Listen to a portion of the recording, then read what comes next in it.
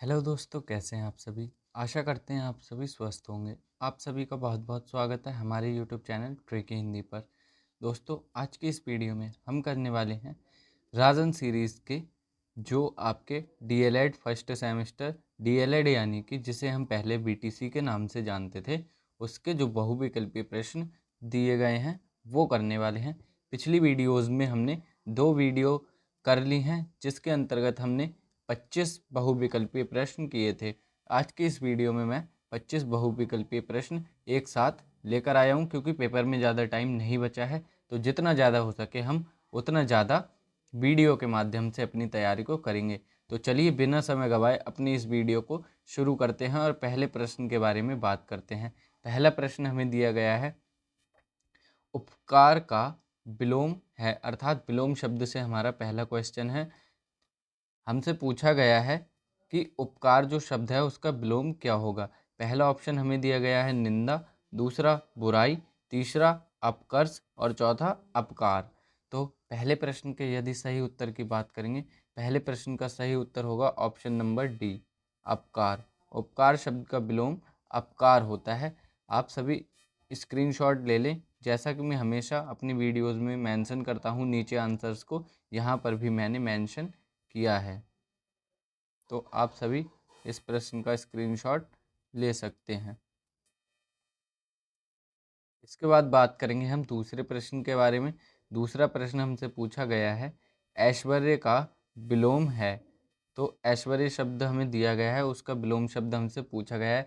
पहला ऑप्शन वैभव, दूसरा ऑप्शन अनैश्वर्य, तीसरा ऑप्शन है दरिद्रता और चौथा ऑप्शन है विलासिता। तो जो ऐश्वर्य शब्द होता है उसका विलोम शब्द, दूसरा क्वेश्चन भी विलोम शब्द से है। आपको वर्णमाला, विलोम शब्द और पर्यायवाची ये 3 बहुत अच्छे से पढ़कर जाने हैं। बहुविकल्पीय में आपके इन्हीं से क्वेश्चन बनेंगे। तो दूसरे प्रश्न के सही उत्तर की बात करेंगे। दूसरे प्रश्न का सही उत्तर होगा ऑप्शन नंबर बी, अनैश्वर्य। यानी कि ऐश्वर्य का हमारा विलोम शब्द अनैश्वर्य हो जाएगा। इसके बाद हम बात करेंगे तीसरे प्रश्न के बारे में। तीसरा प्रश्न हमसे पूछा गया है, ओजस्वी का विलोम है। ओजस्वी शब्द हमें दिया गया है, इसका विलोम शब्द हमसे पूछा गया है। पहला ऑप्शन हमें दिया गया है निस्तेज, दूसरा कायर, तीसरा आलसी और चौथा भीरू। तो ओजस्वी शब्द का विलोम शब्द हमें बताना है। ओजस्वी शब्द के विलोम शब्द की हम बात करें तो तीसरे प्रश्न का सही उत्तर होगा ऑप्शन नंबर 1, निस्तेज। ओजस्वी का विलोम होता है निस्तेज।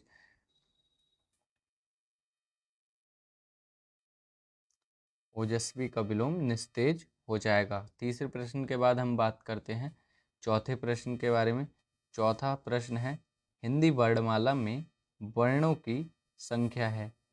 तो ये प्रश्न बहुत ही ज़्यादा बार पूछा जाता है पेपर में कि टोटल वर्णों की संख्या कितनी है। पहला ऑप्शन 53, दूसरा ऑप्शन 52, तीसरा ऑप्शन 51 और चौथा ऑप्शन 50। तो चौथे प्रश्न के सही उत्तर की बात करें, चौथे प्रश्न का सही उत्तर होगा ऑप्शन नंबर बी, वर्णों की संख्या हिंदी वर्णमाला में 52 होती है। और 52 वर्णों को स्वर और व्यंजन 2 भागों में बांटा गया है, जिसमें हमारे 33 व्यंजन होते हैं और 11 स्वर होते हैं। इसके बाद बात करते हैं पांचवें प्रश्न के बारे में। पांचवा प्रश्न हमसे पूछा गया है, संयुक्त व्यंजनों की संख्या है। बहुत ही इंपॉर्टेंट क्वेश्चन हो जाता है। ये बड़े बड़े एग्जाम्स में भी पूछा जाता है, तो आपके पेपर में भी आ सकता है। संयुक्त व्यंजनों की संख्या हमें बतानी है। पहला ऑप्शन हमें दिया गया है 6, दूसरा ऑप्शन हमें दिया गया है 5 और तीसरा ऑप्शन हमें दिया गया है 4 और चौथा ऑप्शन हमें दिया गया है 3। तो पांचवें प्रश्न के सही उत्तर की यदि हम बात करेंगे तो संयुक्त व्यंजनों की संख्या होती है 4। तो पांचवें प्रश्न का सही उत्तर होगा ऑप्शन नंबर 3, 4। और ये संयुक्त व्यंजन हमारे कौन कौन से होते हैं? ये होते हैं हमारे छा, त्रा, ज्ञा और ये शिरा होता है हमारा वो। ये हमारे 4 संयुक्त व्यंजन होते हैं। छा होता है, त्रा होता है, ज्ञा होता है और शिरा होता है। ये हमारे संयुक्त व्यंजन होते हैं 4। आशा करता हूँ कि आपको समझ में आ गया होगा कि कौन कौन से होते हैं हमारे संयुक्त व्यंजन। फिर हम बात करते हैं छठे प्रश्न के बारे में। हंस पद का चिन्ह है, यानी कि विराम चिन्ह से क्वेश्चन है। हंस पद का कौन सा चिन्ह होता है? पहला ऑप्शन हमें दिया गया है ये, दूसरा ऑप्शन ये वाला होता है, तीसरा ये और चौथा ये। तो हंस पद का जो चिन्ह होता है वो हो जाएगा हमारा सही उत्तर ऑप्शन नंबर बी। ये ऊपर जो कैप टाइप में हम लगाते हैं वो हमारा हंस पद हो जाता है। ये हमारा हंस पद का साइन होता है। इसके बाद बात करते हैं 7वें प्रश्न के बारे में। अर्धसंवृत स्वर हैं, बहुत ही बढ़िया क्वेश्चन है। और अर्धसंवृत स्वर कौन से होते हैं ये आप सभी को बताना है। और इसका आंसर जो दिया गया है वो राजन सीरीज में गलत दिया गया है। पहला ऑप्शन हमें दिया गया है ए ओ, दूसरा ए आओ, तीसरा ऑप्शन ई और आ, चौथा ऑप्शन आ। तो अर्धसंवृत जो हमारे होते हैं वो हमारा सही हो जाएगा ऑप्शन नंबर पहला। ए और ओ हमारे अर्धसंवृत होते हैं और उसमें आंसर जो दिया गया है वो ऑप्शन नंबर बी दिया गया है।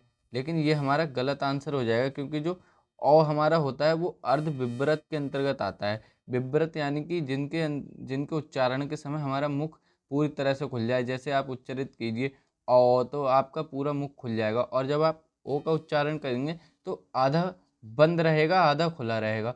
तो इसीलिए हमसे पूछा गया है कि अर्ध संवृत मतलब जिनके उच्चारण करते समय हमारा मुख आधा बंद रहता है, वो शब्द हमसे पूछे गए हैं। और संवृत के और जो विव्रत होते हैं हमारे, उनके उच्चारण के समय हमारा मुख आधा खुलता है।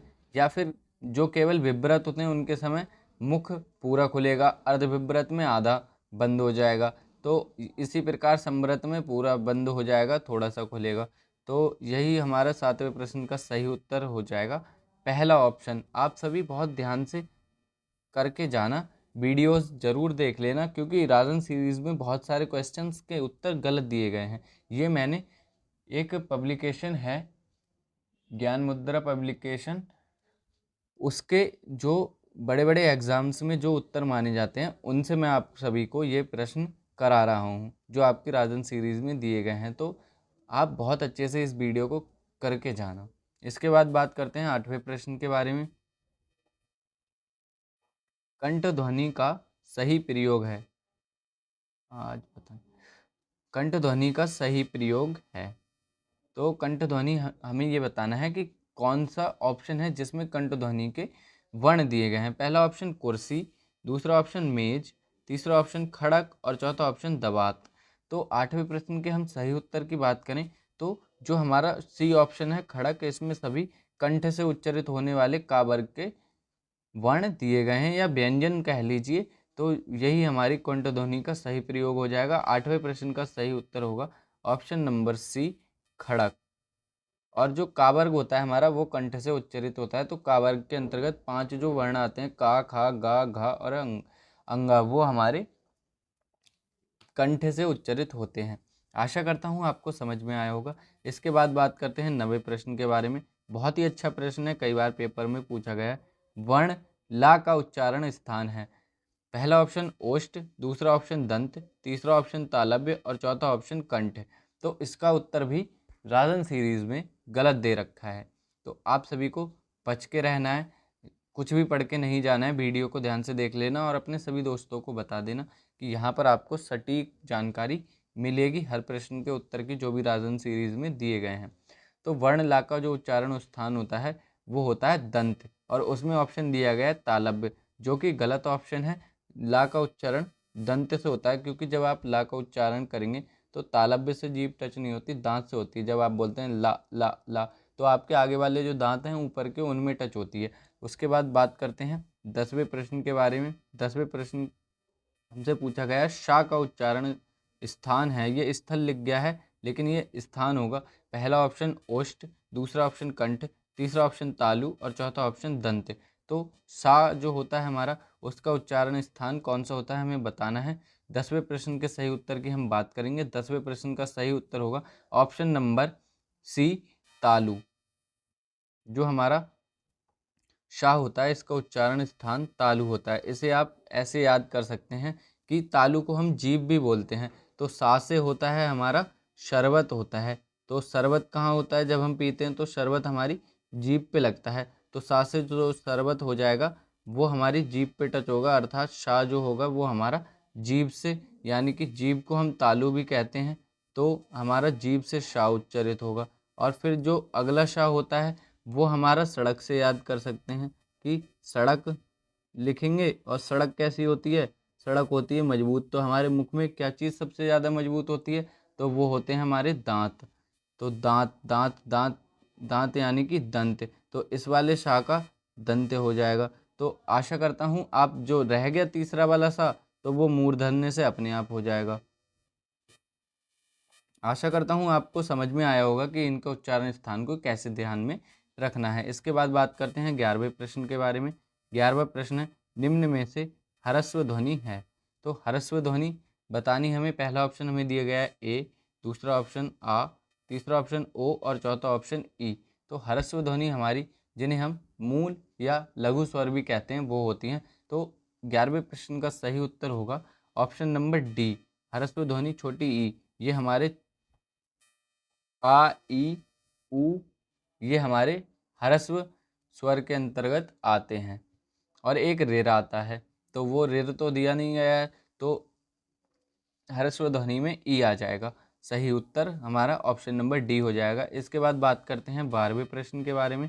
निम्न में से ह्रस्व स्वर नहीं है। अभी मैंने आपको बताया कि आ, ई, उ और रेर होते हैं हमारे ह्रस्व स्वर। तो इनमें से आ दिया है, उ ई भी दिया है, आ भी दिया है, ऊ भी दिया है। तो ये तीन तो हमारे होते हैं। चौथा ऑप्शन अपने आप ही ठीक हो जाएगा। ये हमारा दीर्घ स्वर के अंतर्गत आता है, जो दीर्घ आ होता है, जिसे हम दीर्घ स्वर कहते हैं। छोटे आ और छोटे आ के मेल से ये बनता है। तो 12वें प्रश्न का सही उत्तर होगा ऑप्शन नंबर डी। इसके बाद बात करते हैं हम 13वें प्रश्न के बारे में। 13वां प्रश्न हमसे पूछा गया है, करुण शब्द का विलोम है।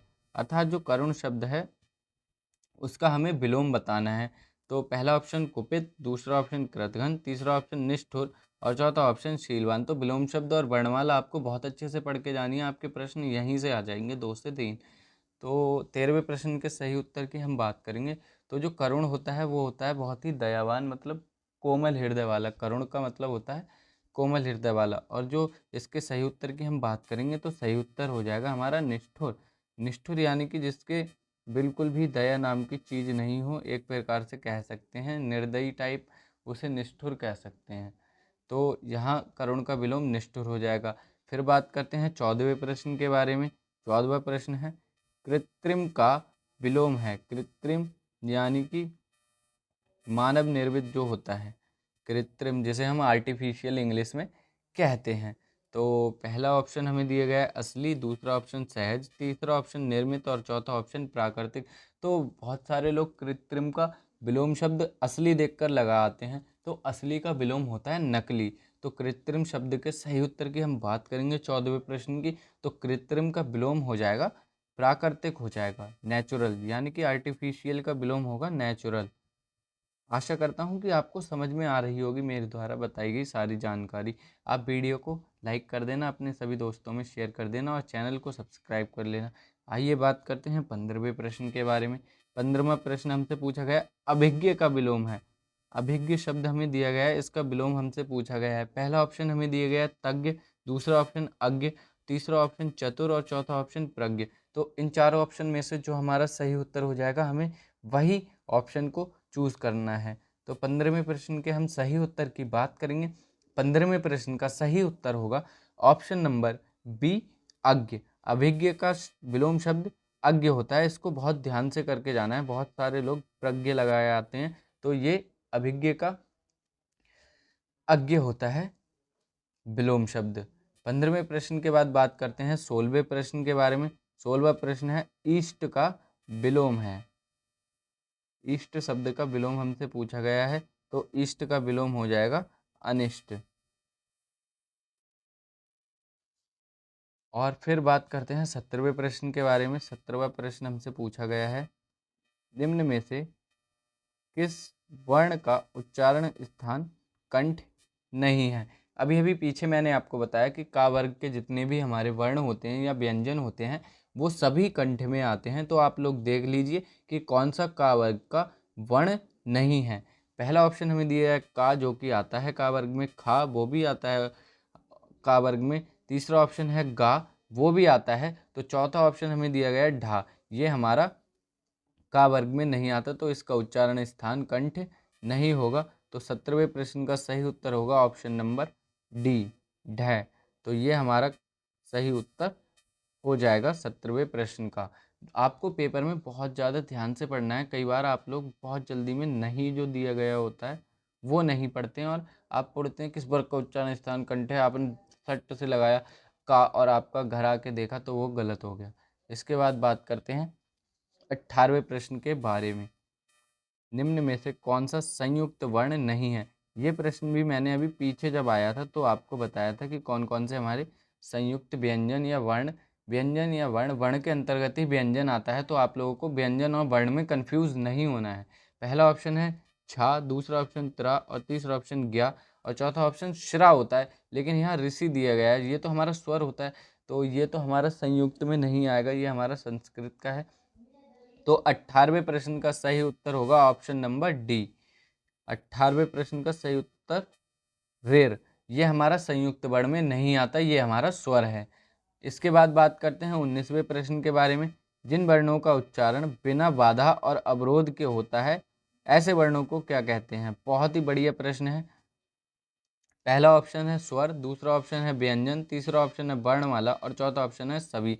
तो जिन वर्णों का उच्चारण बिना किसी अवरोध के होता है, ऐसे वर्णों को, बहुत ज़्यादा लोग डायरेक्टली क्वेश्चन पढ़ेंगे और ऑप्शन देखेंगे कि सभी दिया गया है, अरे जल्दी से सभी को चूज़ कर लेंगे कि बहुत सारे क्वेश्चन में जो सभी दिया गया होता है वही सही होता है, लेकिन यहाँ पर जो दिया गया है वो गलत है। तो जिन वर्णों का उच्चारण बिना किसी बाधा या अवरोध के होता है वो होते हैं हमारे स्वर। पहला जो ऑप्शन होगा वो हमारा सही हो जाएगा। ये स्वर की परिभाषा होती है कि जिन वर्णों का उच्चारण बिना किसी अवरोध के होता है, ऐसे वर्ण ही स्वर कहलाते हैं। और व्यंजन की परिभाषा होती है जिन वर्णों का उच्चारण स्वर की सहायता से होता है वही हमारी व्यंजन कहलाते हैं। वर्णमाला की परिभाषा होती है वर्णों के व्यवस्थित समूह को वर्णमाला कहते हैं। तो आशा करता हूँ आपको 19वां प्रश्न अच्छे से समझ में आया होगा। इसके बाद बात करते हैं 20वें प्रश्न के बारे में। 20वां प्रश्न हमसे पूछा गया निम्न में से कौन सा असत्य है? असत्य पूछा है, सत्य नहीं पूछा है। क्वेश्चन को ध्यान से पढ़ना है पेपर में भी। कौन सा असत्य है? पहला ऑप्शन हमें दिया गया ता ओष्ठ व्यंजन है, दूसरा ऑप्शन हमें दिया गया है शा ऊष्म व्यंजन है, तीसरा ऑप्शन पा ओष्ठ व्यंजन है, छा संयुक्त व्यंजन है। तो बात करते हैं ऑप्शंस की। तो हमारा 20वें प्रश्न का सही उत्तर होगा ऑप्शन नंबर पहला, जो हमारा ता होता है वही हमारा ओष्ठ व्यंजन है। ये गलत दिया गया है और हमसे असत्य पूछा है, तो यही हमारा सही उत्तर हो जाएगा।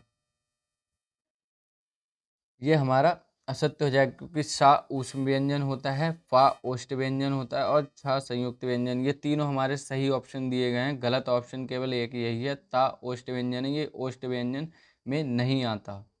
ओष्ठ व्यंजन में पा वर्ग आता है। तो इसको आपको बहुत ध्यान से रखना है, पढ़ना भी है पेपर को। इसके बाद बात करते हैं 21वें प्रश्न के बारे में। 21वां प्रश्न हमसे पूछा गया है चा वर्ग है, अर्थात हमसे चा वर्ग का उच्चारण स्थान पूछा गया है सीधे सीधे। पहला ऑप्शन तालव्य, दूसरा ऑप्शन दंत, तीसरा ऑप्शन ओष्ठ, और चौथा ऑप्शन दंतोष्ठ। तो चा वर्ग का उच्चारण स्थान मैंने आपको बताया था कि कचट तप और केटीएम। तो का चा चा आ रहा है, और के टी टी फॉर तालु, यानी कि चा वर्ग का स्थान उच्चारण स्थान हो जाएगा ऑप्शन नंबर ए तालव्य। आपने अगर केटीएम वाली वीडियो नहीं देखी है तो मैंने पिछली वीडियो जो कराई है उसमें जब वीडियो ख़त्म होती है तो सजेशंस में वीडियो जो लगाते हैं उसमें मैंने वो वीडियो लगा रखी है। जब आप वीडियो को एंड तक वॉच करेंगे तो आपको 2 वीडियोस मिल जाएंगी जिसमें वर्णमाला की मैंने पहली क्लास मेंशन करी है, और जो केटीएम वाली ट्रिक जिसमें कराई है वो वर्णमाला की क्लास ही है। तो आप उस वीडियो को जाकर देख सकते हैं। इसके बाद बात करते हैं 22वें प्रश्न के बारे में। निम्न में से कौन पार्श्विक वर्ण है? तो पार्श्विक वर्ण मैं आप सभी को बता चुका हूँ कि ला होता है। तो 22वें प्रश्न का सही उत्तर होगा ऑप्शन नंबर सी, ला। ला हमारा पार्श्विक वर्ण हो जाएगा। इसके बाद बात करते हैं 23वें प्रश्न के बारे में। 23वां प्रश्न हमसे पूछा गया है कि निम्नलिखित में से कौन उत्क्षिप्त व्यंजन है। उत्क्षिप्त व्यंजन से क्वेश्चन आया है। पहला ऑप्शन या और बा, ये हमारे अंतस्थ होते हैं। ढ़ और ढ़ ये हमारे उत्क्षिप्त व्यंजन होते हैं। तीसरे प्रश्न के ऑप्शन की बात करते हैं। तीसरे ऑप्शन की भा और मा ये भी नहीं होते। श श शाह ये भी नहीं होते। तो 23वें प्रश्न का सही उत्तर होगा ऑप्शन नंबर बी। 23वें प्रश्न के बाद बात करते हैं 24वें प्रश्न के बारे में। 24वां प्रश्न हमसे पूछा गया है कि ज्ञा को वर्णमाला में माना जाता है। पहला ऑप्शन हमें दिया गया है संयुक्त व्यंजन, दूसरा ऑप्शन द्विगुण व्यंजन, तीसरा ऑप्शन स्वर और चौथा ऑप्शन व्यंजन। तो ज्ञा को वर्णमाला में संयुक्त व्यंजन मानते हैं। मैंने अभी अभी आपको बताया संयुक्त व्यंजन की संख्या 4 होती है, छात्रा, ज्ञा और श्रा। तो ज्ञा हमारा संयुक्त व्यंजन के नाम से जाना जाता है। पहला ऑप्शन हमारा सही हो जाएगा। 24वें प्रश्न के बाद बात करते हैं आज के अंतिम प्रश्न 25वें प्रश्न के बारे में। 25वां प्रश्न हमसे पूछा गया है निम्नलिखित शब्दों में कौन सा शुद्ध है। तो जो अधीन होता है वो हमारा बी ऑप्शन सही हो जाएगा। वर्तनी संबंधी भी आपको सभी शब्द बहुत अच्छे से पढ़कर जाने हैं। अधीन हमारा ऐसे लिखा जाता है जो ऑप्शन नंबर बी में लिखा गया है। तो आप सभी को कैसी लगी वीडियो ज़रूर कमेंट बॉक्स में बताएं। वीडियो को लाइक कर देना, अपने सभी दोस्तों में शेयर कर देना। और आज हमने ये कर लिए 25 क्वेश्चन और लगभग 6 बजे के करीब आपको एक वीडियो और मिल जाएगी जिसमें 25 क्वेश्चंस और करवा दूंगा। तो हमारे 75 क्वेश्चंस हो जाएंगे। और अगर रात में मुझे वीडियो डालने का टाइम मिला तो रात में भी 25 क्वेश्चंस की वीडियो डाल देंगे।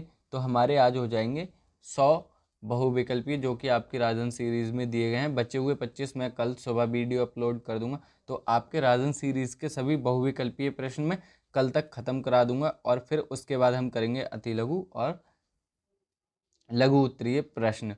तो आशा करता हूं कि आप सभी वीडियो को बहुत सारा प्यार देंगे, अपने सभी दोस्तों में शेयर कर देंगे। बहुत मेहनत से इतनी गर्मी में बैठकर वीडियो बना रहे हैं आप सभी के लिए। आप सभी से जैसा कि वादा किया है कि आपके पेपर होने से पहले आपके सभी सब्जेक्ट की क्लासेस आप सभी को मिल जाएंगी। तो हाँ, आप सभी का भी इतना सा फ़र्ज़ बनता है कि आप वीडियो को अपने सभी दोस्तों तक शेयर कर दें। वीडियो को भले ही लाइक ना करें लेकिन वीडियो को शेयर ज़रूर कर दें। अगर किसी बच्चे ने अभी तक कुछ भी नहीं पढ़ा है तो उस बच्चे का भला हो जाएगा और वो आपको बहुत सारी दुआएं देगा। और ये छोटी छोटी जो हम दुआएं लेते हैं वो आगे जाके बहुत ज़्यादा अच्छा काम करती हैं। तो चलिए वीडियो को यहीं ख़त्म करते हैं। मिलेंगे कुछ ही देर में अगली वीडियो के साथ। तब तक के लिए पढ़ते रहिए, स्वस्थ रहिए, चैनल को सब्सक्राइब कर लेना। जय हिंद दोस्तों, वंदे मातरम, धन्यवाद।